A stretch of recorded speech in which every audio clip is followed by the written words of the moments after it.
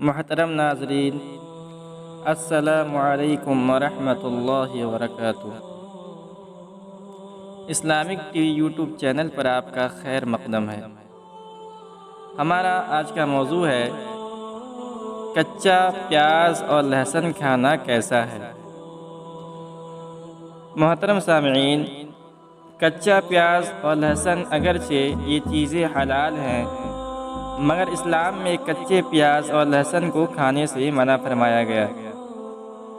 اس سے انسانوں کے ساتھ ساتھ فرشتوں کو بھی تکلیف پہنچتی ہے۔ تاہم پکا کر کھا لیا جائے تو منع نہیں کیا جاتا۔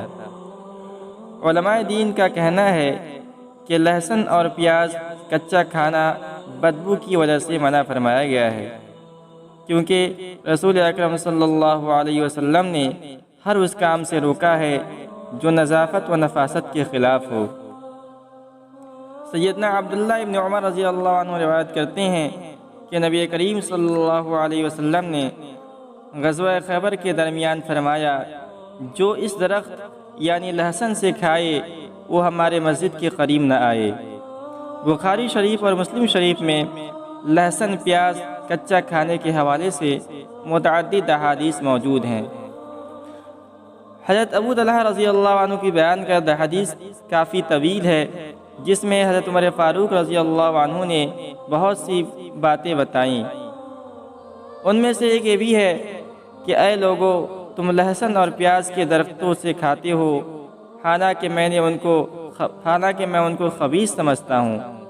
مجھے یاد ہے کہ رسول اللہ صلی اللہ علیہ وسلم کے دور میں جس شخص کے منہ سے ان کی بدبو آتی، آپ صلی اللہ علیہ وسلم اسے حکم دیتے کہ وہ مسجد سے نکل کر بقیع کے قبرستان کی طرف چلا جائے، لہذا جو شخص انہیں کھانا چاہے انہیں پکا کر ان کی بو ختم کر دے۔